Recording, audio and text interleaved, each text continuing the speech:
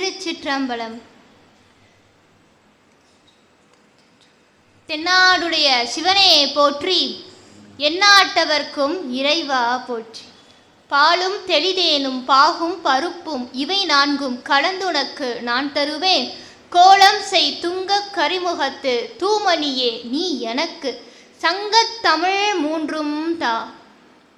உதிக்கின்ற செங்கதிர் உச்சி திலகம் உணர்வுடையோர் மதிக்கின்ற மாணிக்கம் மாதுளம் போது மலர்கமலை துதிக்கின்ற மின்கொடி மென்கடி குங்கும தோயமன்ன விதிக்கின்ற மேனி அபிராமி எந்தன் விழுத்துணையே.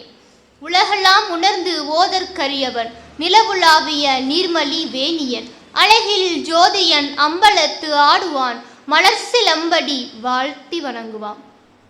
எல்லாம் வல்ல சதுரகிரி ஸ்ரீ சுந்தர மகாலிங்க பெருமானின் தனிப்பெரும் கருணையினாலும் ஸ்ரீவில்லிபுத்தூர் ஸ்ரீ ஆண்டாள் நாச்சியாருடைய திருவருட்கருணையினாலும் இந்த சிவகாசி மாநகரிலே எழுந்தருளி அருள்பாலித்து கொண்டிருக்கக்கூடிய கருணையே வடிவமான காசி விஷாலாட்சி உடனுரை காசி விஸ்வநாதருடைய திருவருள் துணையினாலும் பத்ரகாளி அம்மனுடைய அருளாசியினாலும் பெரியமாரி அம்பிகையினுடைய திரு அருளாலும் இவ்வளவு வாரங்களாக மிகவும் சிறப்பாக சமய சொற்பொழிவுகள் இங்கே நடைபெற்று கொண்டு வருகிறது.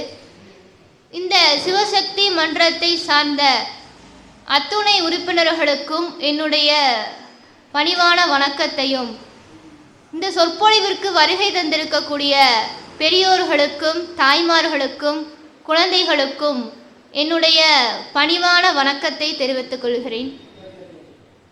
இன்றைய தினம் நாம் விநாயக பெருமானுடைய அற்புதங்களை பற்றி சிந்திக்க இருக்கிறோம். விநாயக பெருமானுடைய அற்புதங்களை பற்றி பேசணும்னா ஒரு நாள் பத்தாது, அவ்வளவு அற்புதங்களை செய்திருக்கிறார். இருந்தாலும் நேரத்தின் அருமை கருதி எல்லோருக்கும் தெரிந்த ஒரு சில அற்புதங்களை மட்டும் நாம் இன்றைய தினம் சிந்திக்க இருக்கிறோம். விநாயக பெருமான் மிகவும் எளிமையாக வழிபாடு பண்ணக்கூடிய ஒரு தெய்வம். எல்லா இடங்களிலும் அவர் இருப்பார். ஒரு தெருக்குள்ளன்னு போயிட்டோன்னா தெரு முதல்லையும் அவர் இருப்பார், தெருக்கு நடுவுலையும் அவர் இருப்பார், தெரு கடைசிலையும் அவர் தான் இருப்பார். அப்படி எல்லா இடத்திலும் இருந்து வரங்களை வாரி வழங்கக்கூடிய பெருமான் விநாயக பெருமான். அவரை வழிபாடு பண்ணுறதும் ரொம்ப ரொம்ப எளிமையானது. அதிகமாக வேதங்களை படித்து சாஸ்திர சம்பிரதாயத்தோடு வழிபடணும் அப்படிலாம் அவருக்கு நீதிகள் கிடையாது. நம்ம எளிமையாக வழிபாடு பண்ணாலே அவர் அதை அன்போடு ஏற்றுக்கொள்ளக்கூடியவர். எல்லாத்துலேயும் இருந்து அனுக்கிரகம் பண்ணக்கூடியவர். மணலை பிடிச்சி அதை விநாயக பெருமானா நினச்சி வழிபாடு பண்ணாலும் அந்த மணலிலும் இருந்து அனுக்கிரகம் பண்ணக்கூடியவர். பசுஞ்சாணத்தை பிடிச்சி விநாயக பெருமானை நினச்சி வழிபாடு பண்ணாலும் அதுலேயும் இருந்து அனுக்கிரகம் பண்ணக்கூடியவர். மஞ்சளை பிடிச்சி விநாயக பெருமானை நினச்சி வழிபாடு பண்ணாலும் அந்த மஞ்சளிலும் இருந்து அனுக்கிரகம் பண்ணக்கூடியவர் விநாயக பெருமான். அவருக்கு நிறைய அபிஷேகங்கள்லாம் பண்ணணும்னு அவசியம் இல்லை. குளத்தங்கரையில் இருக்கக்கூடிய தண்ணியை எடுத்து அவருக்கு ஊற்றினாலே போதும், அன்பாக ஊற்றினா போதும், அதை மனமாற ஏற்றுக்கொள்ளக்கூடியவர். நிறைய மலர் மாலைகள்லாம் சாத்தணும்னு அவசியம் இல்லை. வயல்வெளிகளில் இருக்கக்கூடிய ஒரு அருகமுள்ளை எடுத்து அவர் தலையில் வச்சாலே போதும். அன்போடு எதை செய்தாலும் அதை அவர் மனமாற ஏற்றுக்கொள்ளக்கூடியவர். அப்படிப்பட்டவர் விநாயக பெருமான். அவரை வழிபாடு பண்ணுறது அப்படின்றது ரொம்ப ரொம்ப சுலபமானது. முழு முதற் கடவுளாக விளங்கக்கூடியவர் விநாயக பெருமான். பூதினா செல்வம்னு அர்த்தம், விபூதினா ஈடு இணையில்லா செல்வம்னு அர்த்தம். இந்த திருநீர் ஒன்றுக்கு தான் ஈடு இணையில்லா செல்வம் என்று பேர். ஏன்னா மற்ற செல்வங்களெல்லாம் செல்வம்னு ஒரு நாள் போயிடும், இந்த விபூதி மட்டும்தான் நிலைத்து நிற்கும். கடைசி காலத்தில் கூட மிஞ்சுறது விபூதி தான், அந்த சாம்பல் தான். அதனால தான் அது ஈடு இணையில்லா செல்வம் என்று சொல்வார்கள். வெள்ளைக்காரங்க நம்ம நாட்டுக்கு வந்தாங்க. அவங்கக்கிட்ட ஒரு பழக்கம் இருக்கிறது. என்ன பழக்கம்னா, எந்த ஒரு பொருள் வாங்கினாலும் சரி எக்ஸ்பீரியன் டேட் பார்த்து தான் வாங்குவாங்க. நம்மளாக இருந்தால் அப்படியே கடையில் கொடுத்தோடனே அப்படி எக்ஸ்பீரியன் எதுவும் பார்க்க மாட்டோம். கொடுத்தோடனே வாங்கிட்டு வந்துடுவோம் இல்லையா? ஆனால் அவங்க அப்படி கிடையாது. எந்த பொருள் வாங்கினாலும் சரி, அதில் எக்ஸ்பீரியன் டேட் எவ்வளோ போட்டிருக்கு, எத்தனை நாள், எத்தனாவது நாள் போட்டிருக்கு, எத்தனை நாள் போட்டிருக்குன்னு பார்த்து தான் வாங்குவாங்க. ரேட்டு பார்த்து, எக்ஸ்பீரியன் டேட் பார்த்து, எல்லாம் பார்த்து வாங்கக்கூடியவர்கள். அவங்க நம்ம நாட்டுக்கு வந்த பொழுது ஒரு டப்பாவாக திருநீரை பார்த்தாங்க. இது என்னன்னாங்க, இது திருநீர் விபூதி. அப்படியா, இது நெத்தியில் இடக்கூடிய ஒரு விபூதி. சரின்னு சொல்லி அதை வாங்கலான்னு அதை எடுத்து பார்த்தாங்க. பார்த்தா அப்படி திருப்பி பார்க்குறாங்க. பார்த்தா அதில் எக்ஸ்பீரியன் டேட்டே போடலை. என்னையா இதில் எக்ஸ்பீரியன் டேட்டே போடலை அப்படி சொல்லி கேட்கவும் அந்த கடைக்காரர் சொன்னார், ஆமாம், இதுக்கு எக்ஸ்பீரியன் டேட்டெல்லாம் கிடையாது. இதை நீ பூசினேன்னா உனக்கு எக்ஸ்பீரியன் டேட்டு தள்ளி போகும் அப்படின்னு. அப்படிப்பட்ட ஒரு அற்புதமான ஒரு செல்வம், ஈடு இணையில்லா செல்வம் அந்த விபூதி. அதனால் அதற்கு விபூதி என்று பெயர். கிரகம்னா வீடுன்னு அர்த்தம். நம்ம சொல்லுவோம் இல்லையா, புதுமனை புகுவிழா கிரகப்பிரவேசம் அப்படிம்போம். கிரகம்னா வீடுன்னு அர்த்தம். விக்கிரகம்னா ஈடு இணையில்லா வீடு என்று பேர். நம்ம கோயிலுக்குள்ளே போகிறோம், அந்த கருவறைக்குள்ளே இருக்கக்கூடிய மூர்த்தத்துக்கு விக்கிரகம்னு பேர். ஏன் விக்கிரகம்னு பேராம்?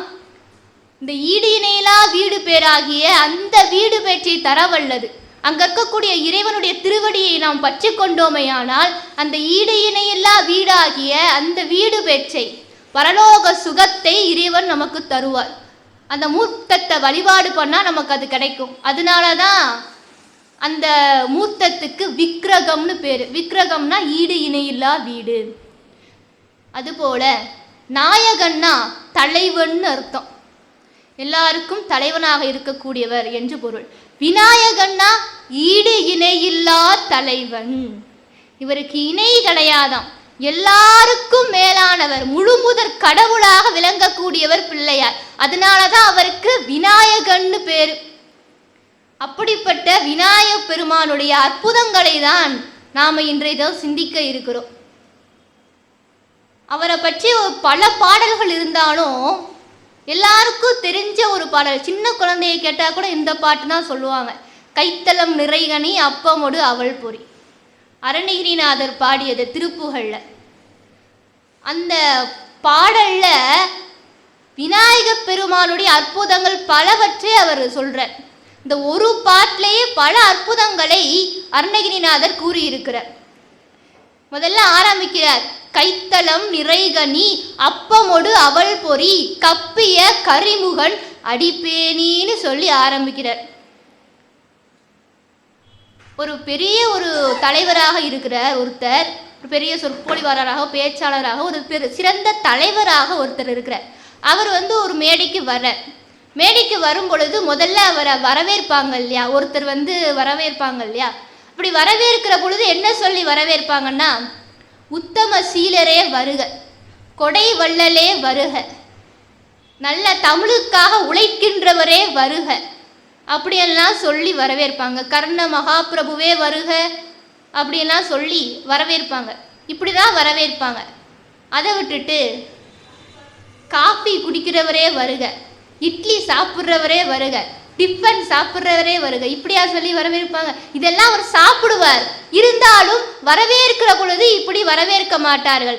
ஆனால் நம்முடைய அருணகிரிநாதர் ஆரம்பிக்கிற பொழுது, முழுமுதற் கடவுளே, ஓம்காரத்து உட்பொருளே, ஞானத்தின் வடிவமேன்னு சொல்லாம கைத்தலம் நிறைகனி அப்பமொடு அவள் பொறி கப்பிய, கப்பியன்னா என்ன அர்த்தம்? திணிக்கும், அள்ளி அள்ளி சாப்பிடுவாராம்.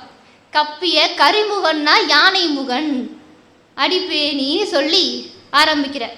என்ன சொல்றார்? கைத்தலம் நிறைகனி அப்படின்னா கையாகிய தலத்திலே கனி வச்சிருக்க கூடியவர் விநாயக பெருமான். விநாயக பெருமானுடைய கரங்களிலே கனி இருக்கும். நம்முடைய மார்க்கங்கள் 4 மார்க்கங்கள் சொல்லப்பட்டிருக்கிறது. சரியை மார்க்கம், கிரியை மார்க்கம், யோக மார்க்கம், ஞான மார்க்கம். சரியை என்பது அரும்பு, கிரியை என்பது மலர், யோகம் என்பது காய், ஞானம் என்பது கனி. விநாயக பெருமான் கரங்களிலே கனி இருக்கிறது. ஆக அவர் ஞானத்தின் வடிவமாக, ஞானத்தின் சொரூபமாக விநாயக பெருமான் இருக்கிறார். விநாயக பெருமானுடைய கரங்களிலே பழம் இருக்குமானால் அவரை வணங்கி நாம் செய்த காரியம் பலமாகும். அப்படி முதல்ல ஆரம்பிக்கிற பொழுதே அப்படி சொல்லி ஆரம்பிக்கிறார்.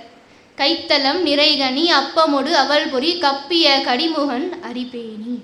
அடுத்து சொல்றார், கற்றிடும் அடியவர் புத்தியில் உரைபவர் கற்பகம் எனவினை கடிதேகும்னு பாடுற.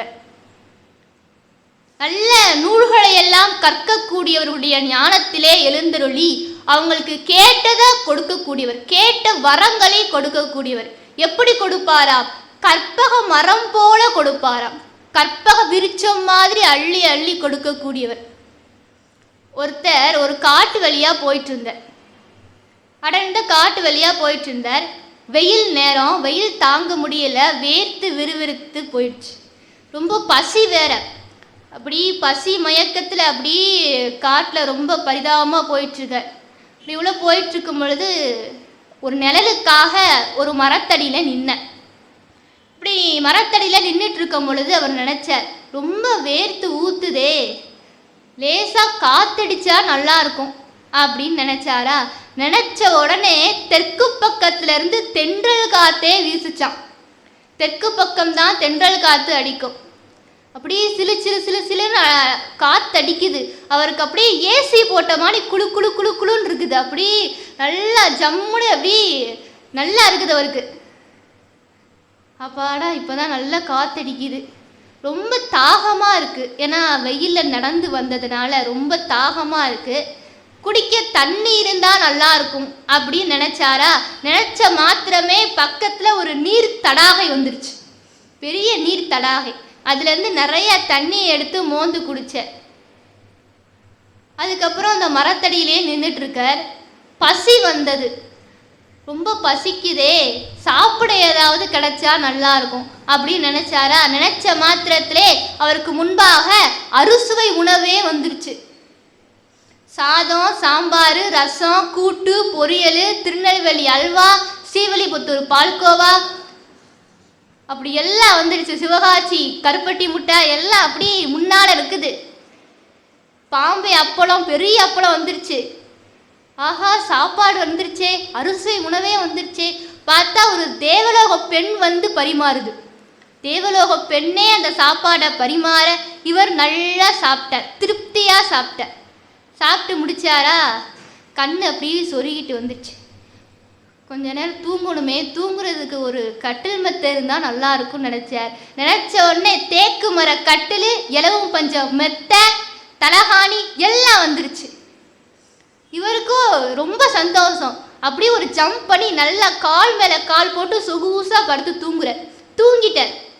நல்லா தூங்குறார். நல்லா தென்றல் காற்று அடிக்குது. ஜம்முன்னு தூங்கிட்டு இருக்கார். தூங்கினவர் திடீர்னு முழிச்சார். முழிச்ச உடனே நினச்சார், ஆஹா இது ரொம்ப அடர்ந்த காடாக இருக்குதே, ஒருவேளை புலி வந்து நம்ம இப்போ கடிச்சிருச்சுன்னா என்ன செய்ய நினச்சாரா. நினச்ச உடனே புலி வந்தது, கடிச்சது, அவர் இறந்து போயிட்டார். இவ்வளவு நேரம் அவர் நல்லதே நினைச்சார். திடீர்னு ஒரு தப்பா நினைச்சார், உடனே அது நடந்துடுச்சு. எப்பொழுதுமே நம்ம நல்லதே நினைக்கணும். சாமி முன்னால கூட நம்ம நல்லது தான் நினைக்கணும். கேட்டதை கொடுக்கக்கூடியவர் சுவாமி. அவர் முன்னால நம்ம நல்லதே நினைச்சாதான் நமக்கும் நல்லதே நடக்கும். என்ன நினைக்கிறோமோ நினைக்கிறத கொடுப்பார்.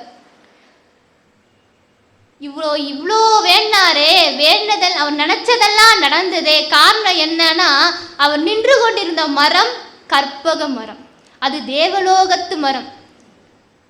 அந்த தேவலோகத்து மரமான அந்த கற்பக மரத்தின் முன்பாக இருந்து அவர் நினைச்சதுனால நினைச்சது எல்லாம் அவருக்கு நடந்ததாம். அப்படி கற்பக மரம் போலத்தான் இறைவனும். அந்த கற்பக மரத்துக்கும் மேல இறைவன். அதனால் அவர் முன்னால் நிற்கிற பொழுதும் நம்ம நல்லதே நினைக்கணும், நல்லதே நினைக்கணும், நல்லதே வேண்டணும். அங்கே போய் வஞ்சனையா நினச்சிட்டு இருக்கக்கூடாது. நல்லதை நினைச்சா நல்லதே நடக்கும். அந்த கேட்டதையெல்லாம் கொடுக்கக்கூடிய மரம் கற்பக மரம். அந்த கற்பக மரத்துக்கே ஒரு துன்பம் வந்துருச்சுன்னா அது என்ன செய்யும்? அந்த கற்பக மரத்துக்கே ஒரு துன்பம் வந்துருச்சுன்னா அது என்ன செய்யுமா? விநாயக பெருமான்கிட்ட போய் கேட்குமா. விநாயக பெருமான் அந்த கற்பக மரத்தினுடைய துன்பத்தை போக்குவாராம். அதனாலதான் விநாயகருக்கு கற்பக விநாயகர்னே பேரு. நம்ம காரைக்குடிக்கு பக்கத்துல சிவகங்கை மாவட்டம் பிள்ளையார்பட்டி கற்பக விநாயகர், அந்த கற்பக மரத்தினுடைய துன்பத்தையே போக்குனவர். நினைச்சதையெல்லாம் வாரி வாரி தரக்கூடியது கற்பக மரம். அந்த கற்பக மரத்தினுடைய துன்பத்தை போக்கக்கூடியவராக விநாயக பெருமான் இருக்கிறார். அப்போ அவர் நமக்கு எவ்வளவு வரங்களை அள்ளி அள்ளி தரக்கூடியவராக அவர் இருப்பார். அதனாலதான் அருணகிரிநாதர் பாடுறார், கற்றிடும் அடியவர் புத்தியில் உரைபவர் கற்பகம் என வினை கடிதேகும். கற்பக விருட்சம் மாதிரி கேட்ட வரங்களை எல்லாம் அள்ளி அள்ளி தரக்கூடியவர் விநாயக பெருமான். அடுத்து சொல்ற, மத்தமும் மதியமும் வைத்துயர் அரண்மகன் மற்புரு திரள்புய மதையானை மத்தள வைரனை உத்தமை புதல்வனை மட்டவில் மரல் கொடு பணிவேனே அப்படின்ற. அவர் எப்படி இருப்பார்? மத்தள வயிறு படைத்தவராக இருக்கிறார். உத்தமி அந்த பராசக்தியினுடைய பார்வதி தேவியினுடைய சிவகாமியினுடைய புதல்வனாக இருக்கிறார். அப்படிப்பட்ட விநாயக பெருமான் மற்போரிலே வெற்றி பெறக்கூடிய தோல் வலிமையை உடையவர். அந்த விநாயக பெருமானை நல்ல மலர்களை கொண்டு அர்ச்சித்து நாம் வழிபட்டால் கேட்டதையெல்லாம் கொடுக்கக்கூடியவர் அப்படின்ற. அடுத்து சொல்றார், முத்தமிழ் அடைவினை முற்பருகிடிதனில் முற்பட எழுதிய முதல்வோனேன்னு பாடுற. முத்தமிழ் அடைவினைனா மொழிகளுக்கெல்லாம் மூத்த மொழி தமிழ் மொழி. முற்பரு கிரிதனில், கிரினா மலைன்னு அர்த்தம். முற்படு கிரினா மலைகளுக்கெல்லாம் முதன்மையான மலை மேருமலை. முன்னாளில் அந்த எல்லாருக்கும் முதல்வனாக இருக்கக்கூடிய விநாயக பெருமான். அதைத்தான் இதுல சொல்றார், முத்தமிழ் அடைவினை முற்படு கிரிதனில் முற்பட எழுதிய முதல்வோனேன்னு பாடுற. விநாயக பெருமான் முன்னாளிலே மலைகளுக்கெல்லாம் முதன்மையான மலையாக விளங்கக்கூடிய மேரு மலையில மொழிகளுக்கெல்லாம் மூத்த மொழியாகிய தமிழ் மொழியில மகாபாரதத்தை எழுதினாராம். எழுதினவர் யாரு? எல்லாருக்கும் முதல்வனாக இருக்கக்கூடிய விநாயக பெருமான். அப்படி அற்புதமாக பாடுறார். அடுத்து சொல்றார், முப்புறம் எரி செய்த அச்சிவன் உரைரதம் அச்சது பொடி செய்த அதிதீரா அப்படின்ற. முப்புறம்னா, புறம்னா கோட்டை. 3 கோட்டையாக 3 அரக்கர்கள் இருந்தார்கள். தங்க கோட்டையாகவும் வெள்ளி கோட்டையாகவும் இரும்பு கோட்டையாகவும் 3 அரக்கர்கள் இருந்தார்கள். அந்த 3 அரக்கர்களுடைய கோட்டை எப்படிப்பட்டதா இருக்குமாம்? பறக்கக்கூடிய கோட்டையா இருக்குமாம். அப்படி பறந்து பறந்து ஒரு இடத்துக்கு போவார்களாம். இந்த கோட்டை பறக்குமா. அப்படி பறந்து கொண்டே போய் ஒரு இடத்துல அமர்வார்களாம். அந்த இடமெல்லாம் என்ன ஆகும்? சுக்குநூறா போயிடும். இப்படியே ஒவ்வொரு இடத்தையும் அழித்து கொண்டே இருந்தார்கள். முனிவர்கள் ரிஷிகளை எல்லாம் துன்பப்படுத்துறாங்க, மக்களை எல்லாம் துன்பப்படுத்துகிறார்கள். எல்லாரும் போய் சிவபெருமான்கிட்ட முறையிடுறாங்க. சிவபெருமானே, நீங்க தான் அந்த முப்புறங்களை வென்றணும், அவங்ககிட்ட இருந்து நீங்க தான் எங்களை காப்பாற்றணும், ரட்சிக்கணும்னு சொல்லி எல்லாரும் வேண்டுறாங்க. சிவபெருமானும் சரி, அவங்க கூட போருக்கு போறேன்ற. இந்த 3 பேரும் சாதாரணப்பட்டவர்கள் கிடையாது. பராசக்தியினுடைய அனுக்கிரகம் பெற்றவர்கள், பராசக்தியை வழிபடக்கூடியவர்கள். அப்படிப்பட்டவர்களை எளிமையாக வெல்வது என்பது முடியாத ஒரு காரியம். அப்போ தேவர்கள்லாம் பார்த்தாங்க, இவங்கெல்லாம் சாதாரண ஆள் கிடையாது. தினம்தோறும் அம்பாளுக்கு பூஜை செய்யக்கூடியவர்கள், அம்பாள் உபாசகர்கள். இவர்களெல்லாம் வெல்வதுன்றது சாதாரணப்பட்டது கிடையாது. இவங்களை வெற்றி பெறணும்னா நமக்கு சிறப்பான படைகள் தேவை, ஒரு தேர் தேவை, ஆயுதம் தேவை அப்படின்னு சொல்லி தேவர்கள் எல்லோரும் சேர்ந்து ஒரு பிரம்மாண்டமான தேர் தயார் பண்ணாங்களாம். பிரம்மாண்டமான தேர். ஏன்னா சிவபெருமான் போருக்கு போகணும், வெற்றி பெறணும், அதற்காக பிரம்மாண்டமான தேர் தயார் பண்றாங்க. அந்த தேருக்கு சக்கரங்கள் ரொம்ப ரொம்ப முக்கியம் இல்லையா? ஏன்னா போரின் பொழுது சக்கரங்கள் உருண்டு ஓடிடக்கூடாது, ஒரு சகதியில போய் வீழ்ந்துடக்கூடாது இல்லையா? அப்போ சக்கரங்கள் வலிமையான சக்கரமா இருக்கணும். அதற்காக சூரியனும் சந்திரனும் சக்கரங்களாக மாறினார்களாம். ஒரு பக்கம் சூரியன் ஒரு சக்கரமாகவும் இன்னொரு பக்கம் சந்திரன் ஒரு சக்கரமாகவும் மாறினர். அதுக்கப்புறம் அந்த தேருக்கு குதிரைகள் முக்கியம். குதிரைகளும் நல்ல வலுவான குதிரைகளா இருக்கணும், நல்ல வாட்ட சாட்டமான நல்லா ஓடக்கூடிய குதிரைகளாக இருக்கணும், திறமையான குதிரைகளாக இருக்கணும். அதற்காக 4 வேதங்களும் 4 குதிரைகளாக மாறியதாம். இதுக்கும் மேலே ரொம்ப முக்கியமானது தேருக்கு சாரதி தான். அந்த சாரதி தான் அந்த தேரை சரியான திசையில் திருப்பணும். அது மட்டும் இல்லை, அந்த சாரதி ஒரு ஞானம் வாய்ந்த சாரதியாக இருக்கணும். ஏன்னா மகாபாரதத்திலே அந்த அர்ஜுனருக்கு கிருஷ்ண பரமாத்மா சாரதியாக இருந்த காரணத்தினால்தான் அர்ஜுனனை பல முறை கிருஷ்ணர் காப்பாற்றினார். ஏன்னா அவர் சரியான ஒரு சாரதி நமக்கு ரொம்ப ரொம்ப முக்கியம் இல்லையா? இப்போ ஒரு சாரதி ரொம்ப முக்கியம். அவர் ஞானம் வாய்ந்தவராக இருக்கணும் அப்படின்றதுக்காக பிரம்மாவே சாரதியாக உட்கார்ந்தார். இப்போ சாரதி ரெடியாயிடுச்சு. இப்போ போருக்கு ஆயுதம் வேணும். அந்த ஆயுதமும் நல்ல வலுவான ஆயுதமாக இருக்கணும். அதற்காக ஒரு வில்லம்பு தயார் பண்ணாங்க. மேருமலை வில்லாக மாறியதாம், வாசுகி பாம்பு நானாக மாறியதாம், அம்பாக பெருமாள் மாறிட்டாராம். ஏன்னா அந்த அம்புன்றது மிகவும் சக்தி படைத்த அம்பாக இருக்கணும். அதற்காக திருமால் அந்த அம்பாக மாறிட்டார். இப்போ இவ்வளோ ஏற்பாடுகளும் தயார் பண்ணிட்டாங்க. பிரம்மாண்டமான தேர் தயார் பண்ணார்கள். தேருக்கு சக்கரமாக சூரியனும் சந்திரனும் இருக்கிறார்கள். தேருக்கு குதிரைகளாக 4 வேதங்கள் குதிரையாக மாறிற்று. தேரை ஓட்டக்கூடிய சாரதியாக பிரம்மா அமர்ந்தார். மேருமலை வில்லாக மாறியது, வாசுகி பாம்பு நானாக மாறியது, பெருமாள் அம்பாக மாறிட்டார். இவ்வளோ ஏற்பாடுகளையும் பண்ணாங்களே, விநாயக பெருமாளை நினைச்சாங்களா? அவரை நினைக்காமலேயே இவ்வளோ ஏற்பாடுகளும் பண்ணி முடிச்சாச்சு. முடிச்சதுக்கப்புறம் அப்போ அவங்க என்ன நினைக்கிறாங்கன்னா, உங்களுக்கு ஒரு ஆணவம் வந்துடுச்சு, நான் என்ற அகந்தை வந்துருச்சு. இந்த சக்கரமாக இருக்கக்கூடிய சூரியனும் சந்திரனும் நினைத்தார்களாம், நாம் சக்கரமாக இருக்க போய் தான் சிவபெருமான் இப்போ முப்புறங்கள் கூட சண்டை போடுறதுக்கு போக போகிறார். நாம் இல்லைன்னா அவர் என்ன செய்வார்? அந்த குதிரைகள் 4 வேதங்கள் நினைச்சதாம், நாம் குதிரையாக இருக்க போய் தான் சிவபெருமான் இப்போ முப்புறங்கள் கூட போர் போக தயாராகிறார். நம்ம போருக்கு போகிறோம், அதற்கு நாம குதிரையா இருக்க போய் தான் அவர் போறார். நாம இல்லைன்னா அவர் என்ன செய்வார்? சாரதியாக அமர்ந்திருக்கக்கூடிய பிரம்மதேவர் நினைச்சாராம், நாம சாரதியா இருக்க போய் தான் சிவபெருமான் போருக்கு போறார் முப்புறங்களை வெல்வதற்காக. நாம இல்லைன்னா பாவம் அவர் என்ன செய்வார்? மேருமலையும் வாசுகி பாம்பும் நினைத்ததாம், நாம வில்லாகவும் நானாகவும் இருக்க போய் தான் சிவபெருமான் போருக்கு செல்கிறார், நாம இல்லைன்னா அவர் என்ன செய்வார்? இப்படி எல்லாரும் ஒரு ஆணவத்தோடு இருந்தார்களாம். என்னாலதான் என்னாலதான் என்னாலதான் இந்த ஆணவம் வேறு அவங்ககிட்ட இருந்தது. இப்போ சிவபெருமான் கிளம்பிட்டார். இப்போ போருக்கு போகணும். அதற்காக இப்போ சிவபெருமான் கிளம்பி வர்றார். இப்போ தேர் தயாரா இருக்குது. அந்த தேர்ல தன்னுடைய கால் எடுத்து சிவபெருமான் வச்ச உடனே இவங்க எல்லாம் நினைச்சாங்கல்ல, என்னாலதான் சக்கரங்கள் நினைச்சது என்னாலதான், நான் தான் சக்கரமா இருக்கிறேன் அதனால என்னாலதான், நான் தான் குதிரையா இருக்கிறேன் அதனால என்னாலதான், நான் சாரதியா இருக்கிறேன் அதனால என்னாலதான் எல்லாரும் நினைச்சாங்க இல்லையா? இவங்க எல்லார விட அந்த தேருக்கு ரொம்ப முக்கியமானது அச்சாணி தான். அந்த அச்சாணி முறிஞ்சு போச்சு. அப்போ சிவபெருமான் ஒரு நிமிஷம் நினைச்சு பார்க்கிற, ஆஹா, இவங்க எல்லா ஏற்பாடுகளும் செய்தார்கள், அதை செய்வதற்கு முன்பாக விநாயக பெருமானை நினைக்கல. அது ஒன்று. ரெண்டாவது, செஞ்சு முடிச்சதுக்கு அப்புறம் தான் என்ற அகந்தை வந்துருச்சு.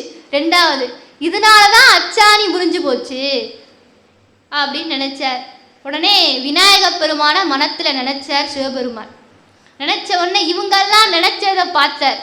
எல்லாம் நான் தான் என்னாலதான் ஆணவத்தோடு இருந்தீர்களே, உங்க எல்லாருக்கும் மேலாக அச்சாணி முடிஞ்சு உங்க ஆணவத்தை உடைச்சிருச்சேன்னு நினைச்சு சிரிச்சாரா? சிரிச்சதுல முப்புறமும் எரிஞ்சு போச்சு.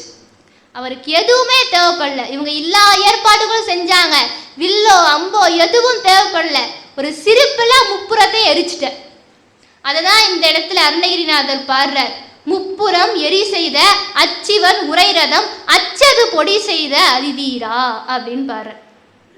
அடுத்து சொல்றார், அத்துயர் அது கொடு சுப்புர மணிபடு அப்புன மதனிடை இவமாகி அக்குற மகளுடன் அச்சிறு முருகனை அக்கன மனமருள் பெருமானேன்னு பாடுற. எல்லாரும் சொல்வார்கள், கல்யாணம்னா முருகனைத்தான் கும்பிடணும். உனக்கு கல்யாணம் ஆகணுமா, முருகப்பெருமானை வழிபடி, உனக்கு மாலை எடுத்து கொடுப்பார். கல்யாணம்னா முருகனைத்தான் கும்பிடணும்பாங்க, விநாயகரை கும்பிடவே மாட்டாங்க. ஆனால் அந்த முருகப்பெருமானுக்கே கல்யாணம் பண்ணி வச்சவர் விநாயகர் பெருமான் தான். அந்த முருகனுக்கு கல்யாணம் பண்ணி வச்சவர் விநாயகர் பெருமான் தான். அதுதான் இந்த பாட்டில் சொல்ற. இந்த திணைப்புணத்தை காத்து கொண்டிருந்த வள்ளிக்கும் முருகப்பெருமானுக்கும் திருமணம் செய்து வைத்தவர் விநாயகர் பெருமான் தான். யானை வடிவிலே வந்து 2 பேரையும் சேர்த்து வச்ச இந்த விநாயகர் பெருமானை கும்பிட்டா நமக்கு 1 இல்லை 2 கல்யாணம் பண்ணி வைப்பார். 2 கல்யாணம் பண்ணி வைப்பார். என்ன 2 கல்யாணம்னா, நீங்கள் 2 கல்யாணம் நினச்ச உடனே 2 முறை கல்யாணம் பண்ணி வைப்பாருன்னு நினைக்கிறேன். அதாவது இந்த அந்த பூலோகத்தில் நம்ம வாழ்கிறோம், அதற்கு நம்ம ஒருத்தரை கல்யாணம் பண்ணுறோம், அது ஒரு கல்யாணம். இன்னொரு கல்யாணம் என்னன்னா, இந்த பிறவி நாம் எடுத்ததற்கு முக்கிய காரணம் என்னன்னா, இந்த ஜீவாத்மா பரமாத்மாவோடு சேருவதற்காக. இந்த உயிர்கள் எல்லாமே ஒரு நாளில் இந்த இறைவனுடைய திருவடியை போய் சேரணும். அந்த ஜீவாத்மாவை பரமாத்மாவோடு சேர்க்கக்கூடியதும் அது ஒரு பந்தம் தான். அதற்கும் கல்யாணம் என்று தான் பேர். விநாயகர் பெருமானை கும்பிட்டோம்னா இந்த பூலோகத்து திருமணத்தையும் செய்து வைப்பார், அந்த பரலோகத்து பந்தத்தையும் ஏற்படுத்தி தரவல்லவர். அதுதான் 2 கல்யாணம். இகசுகத்தையும் தருவார், பரசுகத்தையும் தருவார். அப்படிப்பட்டவர் விநாயகர் பெருமான். இதைத்தான் அந்த பாட்டில் ரொம்ப அற்புதமாக அருணகிரிநாதர் சொல்றார். கோவிலூர் அப்படின்னு ரொம்ப அற்புதமான திருத்தலம். அந்த கோவிலூரிலே ஒரு ஔவை மூதாட்டி, தமிழ் மூதாட்டி, அவங்க ஒரு விநாயகர் பக்தர். விநாயகர் பக்தர்னால தினம்தோறும் விநாயகருக்கு பூஜை செய்து வழிபாடு பண்ணக்கூடியவங்க. அவங்க விநாயகருக்கு வழிபாடு பண்ணிட்டு இருக்கிறாங்க.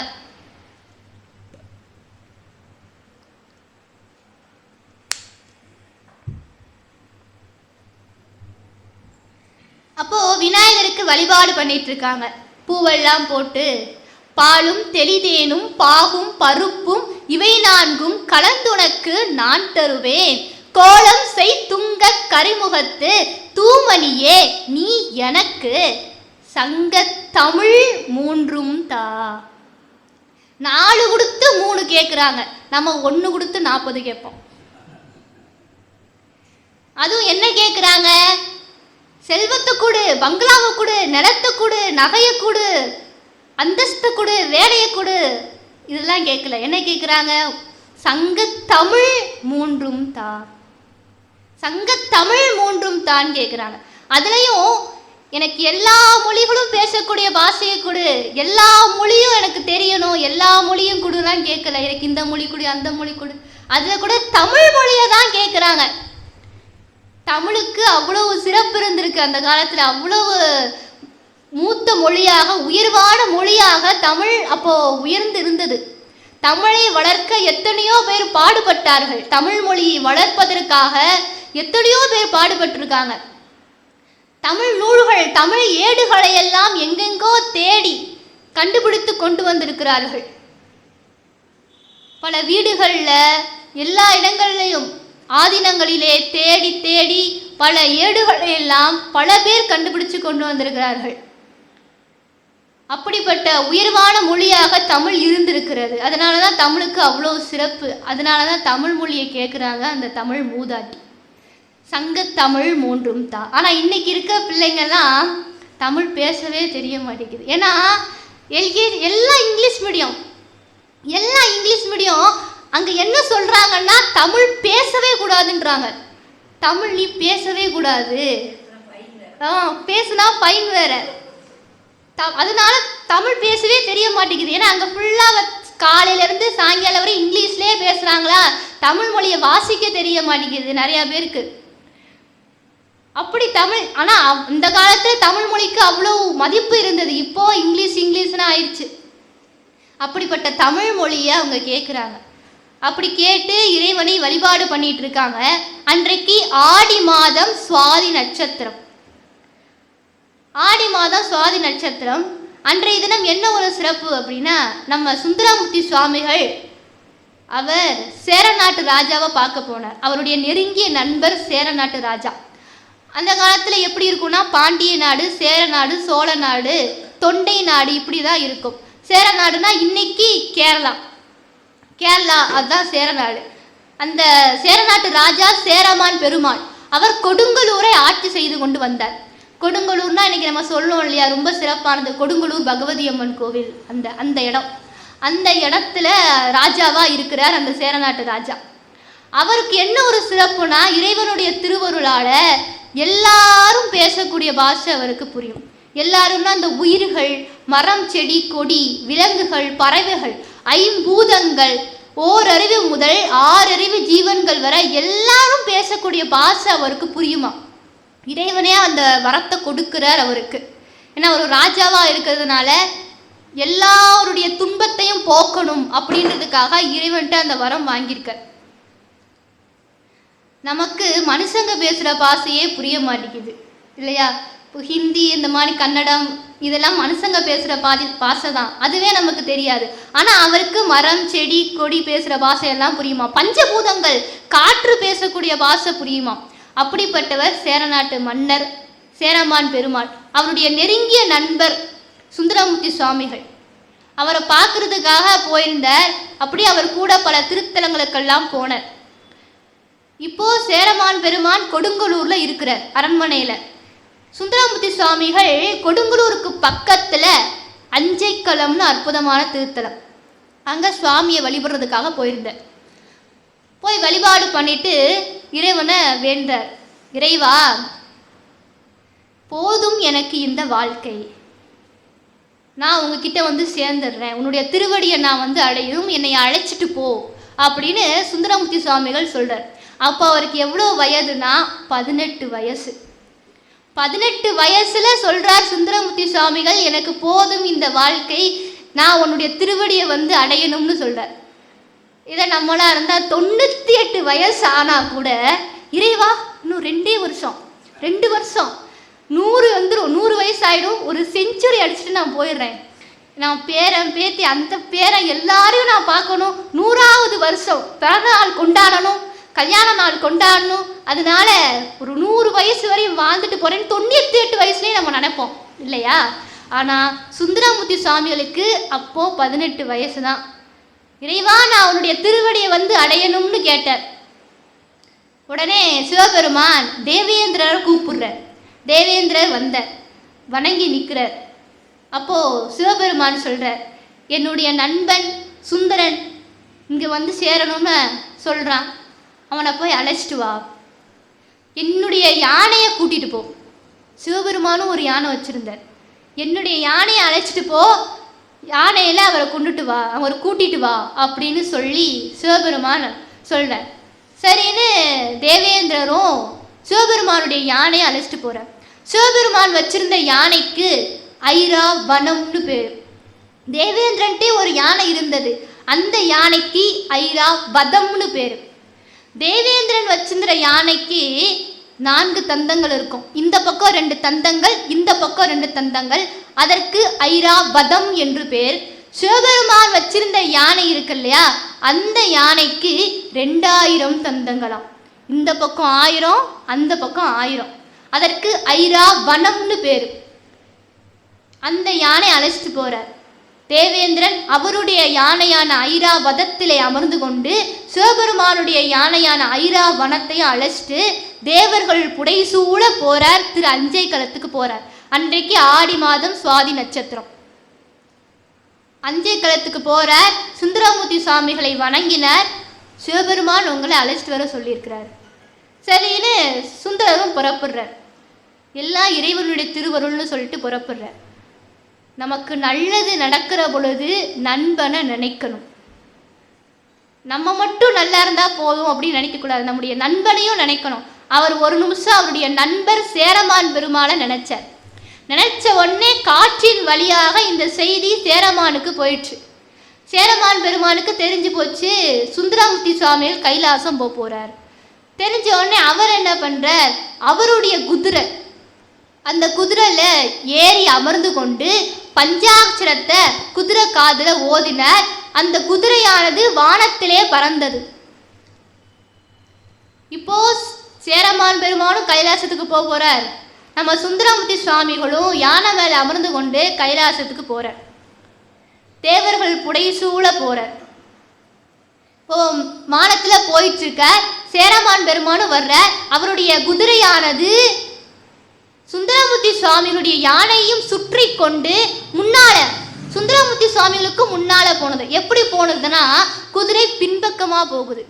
இவர் பின்னால உட்கார்ந்து இருக்கிறார். சுந்தரமூர்த்தி சுவாமிகளும் சேரமான் பெருமானும் பேசிக்கிட்டே வர்றாங்க. இப்படி வானத்திலே போயிட்டு இருக்கிறாங்க. கைலாசம் போறாங்க. அப்போதான் சேரமான் பெருமான் அவர் 2 பேரும் பேசிட்டு இருக்காங்க. அப்போதான் சுந்தரமூர்த்தி சுவாமிகள் ஒரு பாடல் பாடுறார். அதுதான் தேவாரத்தினுடைய கடைசி பாடல். தேவாரத்துல முதல் பாடல்னு சொன்னா தோடுடைய செவியன்.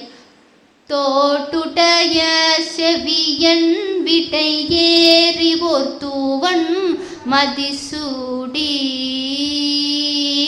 காட்டுடைய சுடலை போட்டி பூசியன் உள்ளம் கவர்கள்வன்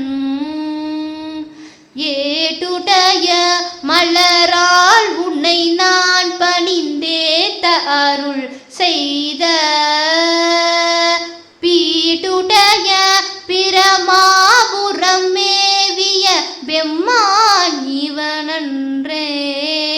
இது தேவாரத்தினுடைய முதல் பாடல், திருஞான சம்பந்தர் பாடியது.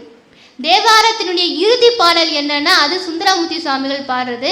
ஆகாசத்துல போயிட்டு இருக்கும் பொழுது பாடுறார். தானனை முன்படைத்தான் அதறிந்து தன் பொன்னடிக்கே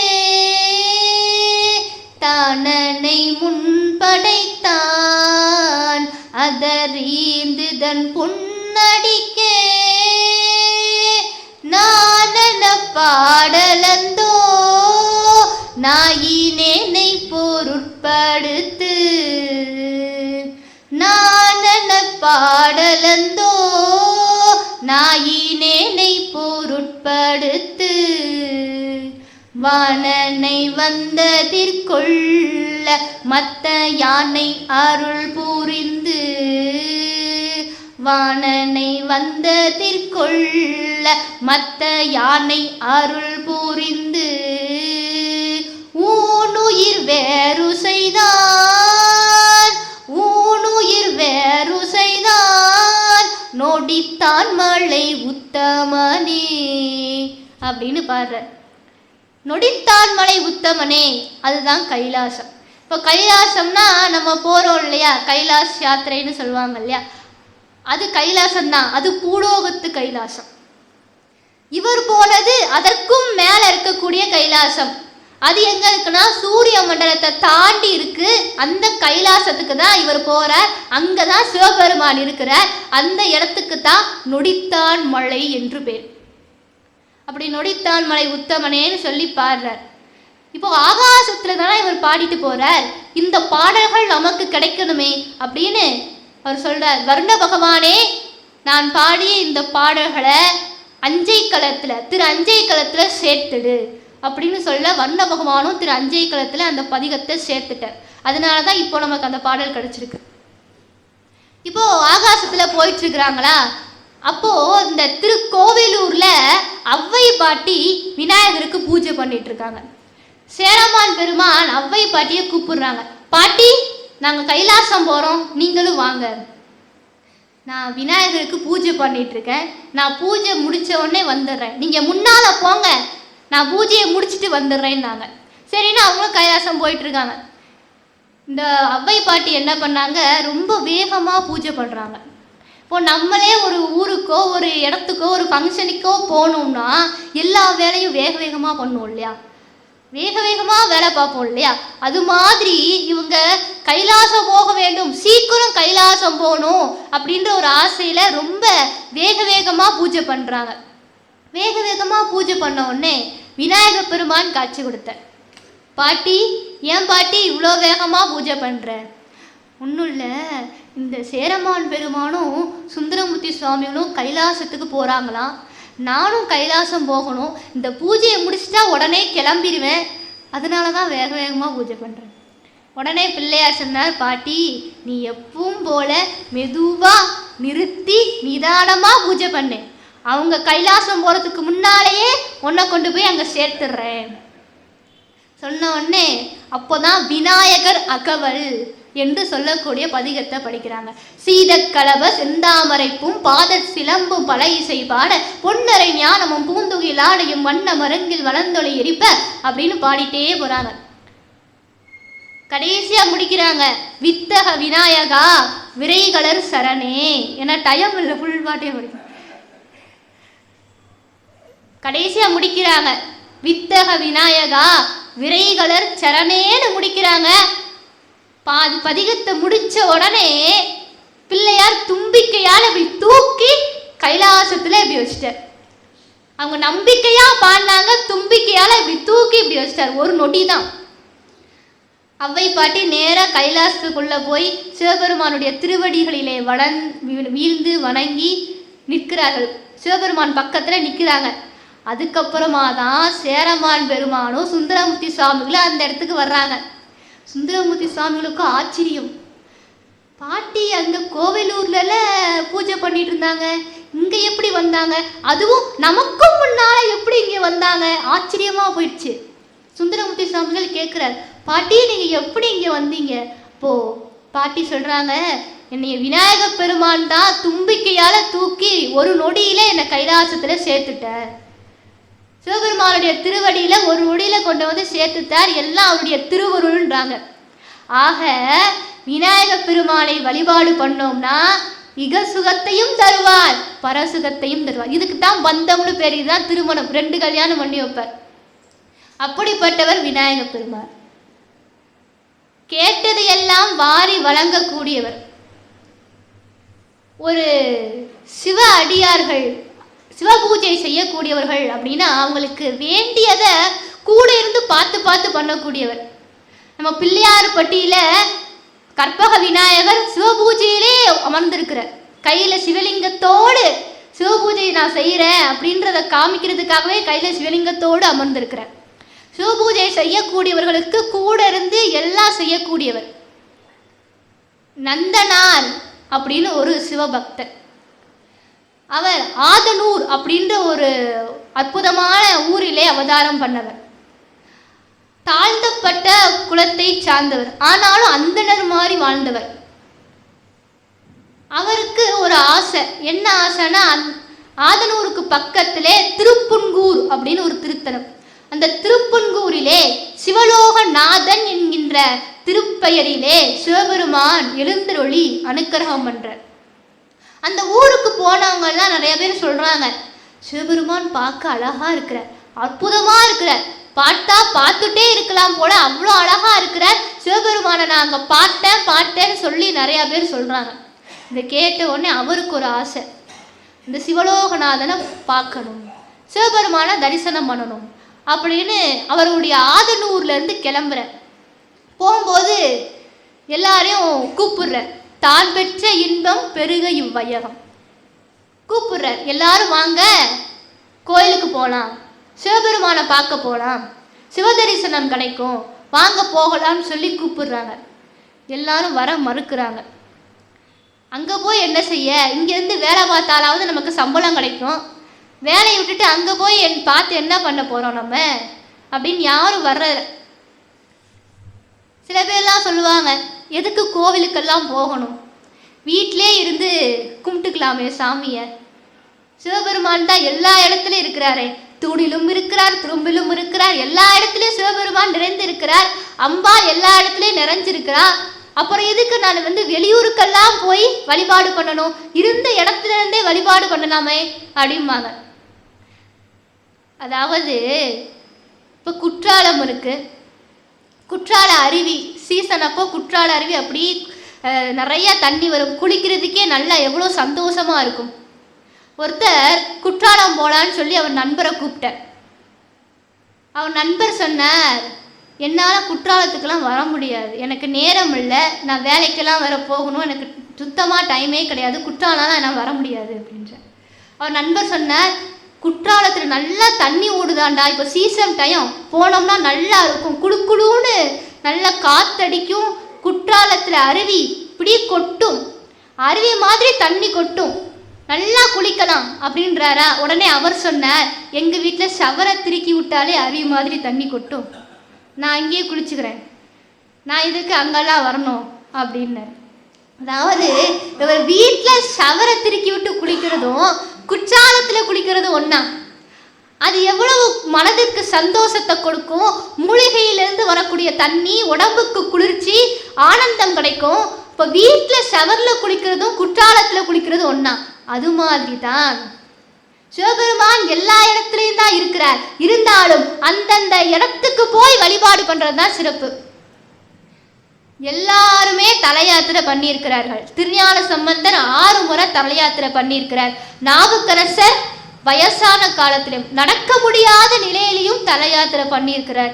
சுந்தரமூர்த்தி சுவாமிகள் தல யாத்திரை பண்ணியிருக்கிறார். அத்துணை பேரும் மாணிக்க வாசகர், அருணகிரிநாதர், பட்டினத்தர், அந்த காலத்துலேருந்து இந்த காலம் வரை வாழ்ந்த அத்துணை பேருமே தல யாத்திரை பண்ணியிருக்கிறாங்க. எல்லாருமே தல யாத்திரை பண்ணுங்கன்னு தான் சொல்கிறாங்க. திருமூலர் சொல்றார் திருமந்திரத்துல, சிவபெருமானுடைய கோவில்கள் எங்கெங்க இருக்கோ தேடி திரிந்து அவர் இருக்கக்கூடிய இடத்துக்கு போய் நம்ம வழிபாடு பண்ணணும் அப்படின்ற. அப்படி எல்லா இடத்துலையும் போய் வழிபாடு பண்றதுதான் சிறப்பு. இப்போ நந்தனார் கூப்பிடுறார், வாங்க போய் சிவபெருமானை பார்த்துட்டு வரலாம். யாரும் வர மாட்டேங்காங்க. எப்படியோ ஒரு 11 பேர் மட்டும் வர சம்மதிக்கிறாங்க. அப்போவே கோயிலுக்கு வான்னு கூப்பிட்டா ஒரு 11 பேர் தான் வந்திருக்கிறாங்க. சரின்னு அந்த 11 பேரையும் அழைச்சிட்டு பக்கத்தில் திருப்பன்கூருக்கு போகிறார் சிவபெருமானை வழிபாடு பண்ணுறதுக்காக. திருப்பன்கூருக்கு போகிறார். வெளியில் நின்னே பார்க்குறார் சிவபெருமானை. ஏன்னா அந்த காலத்தில் அவங்கெல்லாம் உள்ளே போக மாட்டாங்க, வெளியில் நின்று தான் வழிபாடு பண்ணுவாங்க. இந்த 11 பேரோடு அப்படி வெளியிலே நிற்கிறார். வெளியில் நின்னே உள்ள கோயிலை பார்க்குறார். பார்த்தா சிவ தரிசனம் கிடைக்கல. ஏன்னா அங்கே நந்தி கொஞ்சம் உயரம், சிவபெருமான் தரிசனம் கிடைக்கல. எல்லாருக்கும் வருத்தம். கூட வந்த 11 பேரும் நந்தனாரை திட்டுறாங்க. நந்தா, சிவபெருமானை காட்டுறேன்னு சொல்லி கூட்டிட்டு வந்தையே, இங்கே பார்த்தா ஒரு மாடு ஒன்று படுத்துருக்குதே, இந்த மாட்டை பார்க்கத்தான் எங்களை இவ்வளோ தூரம் கால் நடத்தி கூட்டிட்டு வந்தையா? இந்த மாடு தான் நம்ம ஊர்லேயே இருக்குதே, நம்ம ஊர்லேயே இந்த மாடு மேயுதே, இதை பார்க்கறதுக்கு தான் இவ்வளோ தூரம் எங்களை அழைச்சிட்டு வந்தையா அப்படின்னு சொல்லி கேட்குறாங்க. இவருக்கு நந்தனாருக்கோ என்ன சொல்லன்னு தெரியல, கண்ணீர் விடுறார். சிவபெருமானே, உன்னை பார்க்கலான்னு வந்தா மாடு வந்து இங்கே படுத்துருக்குதே, இந்த மாடு படுக்கிறதுக்கு வேற இடமே கிடைக்கலையா? இங்கே வந்து உன்னை மறைச்சிட்டு வந்து படுத்துருக்குதே, இது ஒரு அடி தள்ளி படுத்தா கூட நான் உன்னை பார்த்துடுவேனே, இந்த மாடு விலக அனுக்கிரகம் பண்ணக்கூடாதா சுவாமி? நீ எத்தனையோ பேருக்கு அனுக்கிரகம் பண்ணையே, மன்னாதி மன்னர்களுக்கும் அரசர்களுக்கும் அமைச்சர்களுக்கும் ரிஷிகளுக்கும் முனிவர்களுக்கும் எத்தனையோ பேருக்கு அனுக்கிரகம் பண்ணையே சுவாமி, எனக்கும் அனுக்கிரகம் பண்ணக்கூடாதா? எத்தனை பேருக்கு நீ அனுக்கிரகம் பண்ண? ஒரு பாலகன் வேண்ட பார்க்கடல் ஈந்து கொடுத்த பெருமானாச்சே நீ. பன்றி குட்டிகளுக்காக பால் கொடுத்த கருணாமூர்த்தியாச்சே நீ. பாண்டிய மன்னன் பொருட்டு ஒரு விறகு சேவனாக விறகு எடுத்து விற்றனையே. சாக்கிய நாயனார் அடித்த கல்லடிக்கும் அர்ஜுனன் அடித்த வில்லடிக்கும் அனுக்கிரகம் பண்ணையே சுவாமி. ஒரு பிட்டுக்காக மண் சுமந்து பிறம்படி பட்டாயே. திருமறை காட்டுல ஒரு எலி ஒன்று உன்னுடைய தீபத்தை தூண்டியதற்காக அடுத்த பிறவியில அதை சிவில் சக்கரவர்த்தியாக பிறக்க வைத்து அரசாள வைத்தனையே. கைலாயத்திலே ஒரு கருங்குரங்கு ஒன்று உனக்கு வேடிக்கையாக விளையாட்டாக வில்வார்ச்சனை செய்தமையினாலே அதை அடுத்த பிறவியிலே முசுகுந்த சக்கரவர்த்தியாய் பிறக்க வைத்து உலகாள வைத்தனையே. இப்படி எத்தனையோ பேருக்கு அனுக்கிரகம் பண்ணையே சுவாமி, எனக்கும் நீ அனுக்கிரகம் பண்ணக்கூடாதா? இந்த மாடு விலக அனுக்கிரகம் பண்ணு சுவாமி, இது ஒரு அடி விலகனா போதும், உன்னை நான் பார்த்துடுவேன். கண்ணீர் விடுற. உடனே சிவபெருமான் பார்த்த நந்தியம்பெருமான்கிட்ட சொல்ற, சற்றே விலகீரும் பிள்ளாய், என்னுடைய பரம பக்தன் நந்தன் என்னை பார்க்கறதுக்காக வந்திருக்கிறான், சற்றே விலகீரும் பிள்ளாய் அப்படின்ற. சிவபெருமான் உள்ள இருந்து ஏதோ சொல்றாரேன்னு பக்கத்துல இருந்த துவார பாலகர்கள்லாம் இவர் என்ன சொல்றான்னு இப்படி காது கொடுத்து கேட்க ஆரம்பிக்கிறாங்க. அவர் சொல்றார், சற்றே விலகிரும் பிள்ளைன்னு அன்பா சொல்றார் நந்தியம்பெருமான்கிட்ட. நந்தியம்பெருமான் பார்த்தார், என்னடா இது, நாம விலகணுமா? சிவபெருமானை பார்க்க எத்தனையோ பேர் வந்திருக்கிறார்கள், மன்னாதி மன்னர்கள் வந்திருக்கிறார்கள், அமைச்சர்கள் வந்திருக்கிறார்கள், அரசர்கள் வந்திருக்கிறார்கள், ரிஷிகள் முனிவர்கள், எத்தனையோ அடியவர்கள் வந்திருக்கிறார்கள். ஆனால் நான் விலகியதாக வரலாறு கிடையாது. எதற்கும் நான் விலகியதாக வரலாறு கிடையாது. நான் ஏன் விலகணும்? சிவபெருமான் வேணும்னா அவர் பக்தனுக்காக அவர் வெளியே போய் காட்சி கொடுக்கட்டுமே, அவர் வேணா வெளியே போய் காட்சி கொடுக்கட்டும், நான் ஏன் விலகணும் அப்படின்னு ஆடாம அசையாம அப்படியே உட்கார்ந்தார். சில பேர் சொல்லுவாங்க, நம்ம வீட்டே நம்ம ஒரு இடத்துல அசையாம உட்கார்ந்தா ஏன் நந்தி மாதிரி இப்படி உட்கார்ந்துருக்கிற தள்ளு அப்படிம்பாங்க இல்லையா?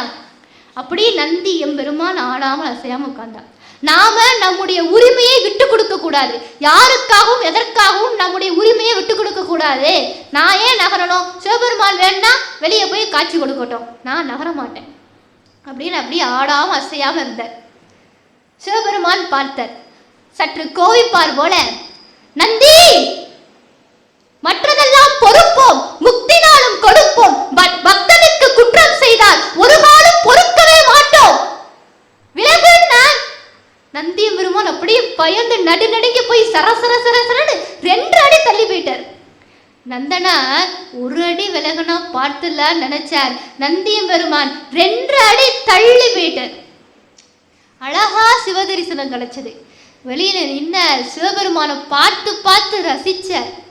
ஆஹா, சிவபெருமான் சிவலோகநாதர் எவ்வளோ அழகா இருக்கார், அற்புதமா இருக்கிறாரே. நம்ம இன்னைக்கும் திருப்பொன்கூர் போனோம்னா வெளியில நின்னே சிவபெருமானை பார்க்கலாம், அவ்வளோ அழகா இருப்பார். அப்படி அற்புதமா சிவதரிசனம் கிடைச்சது. அற்புதமா கும்பிட்டார். அவரை வழிபாடு பண்ணிட்டு கோயிலை வலம் வரலாம் அப்படின்னு கோயிலை சுற்றி வலம் வரும் பொழுது அங்கு ஒரு பாலடைந்த குட்டை. இந்த குட்டையை பார்த்தோன்னே நினைச்சேன், பாலடைஞ்ச குட்டையா இருக்குதே, இந்த குட்டையை குளமா வெட்டுனா மக்களுக்கும் பயன்படும், சுவாமிக்கு திருமஞ்சனத்துக்கும் பயன்படும். இப்போ குட்டையை குளமா வெட்டணும்னா நம்ம தனியா வெட்ட முடியாது, கூட யாராவது வேணும். சிவபெருமானை கூப்பிட்டார். சிவபெருமானே, இந்த குட்டையை குளமா வெட்டணும், அதற்கு யாராவது துணையா இருந்தா நல்லா இருக்கும், கூலியால் யாராவது கிடைச்சாங்கன்னா நல்லா இருக்கும். சிவபெருமானே, எனக்கு அனுக்கிரகம் பண்ணுன்னு கேட்டார். சிவபெருமான் என்ன பண்ற, தன்னுடைய மூத்த பிள்ளை முழுமுதற் கடவுள் விநாயக பெருமான கூப்பிட்டார். விநாயகமூர்த்தின்னர். அவர் அப்பா சொல்லுங்கன்னர். என்னுடைய பரம பக்தன் நந்தன் கூலியால் இல்லாமல் தவிர்க்கிறார், நீ அவனுக்கு உறுதுணையாக இருந்து அவன் சொல்லிய வண்ணம் செய். தந்தை சொல்மிக்க மந்திரம் இல்லை.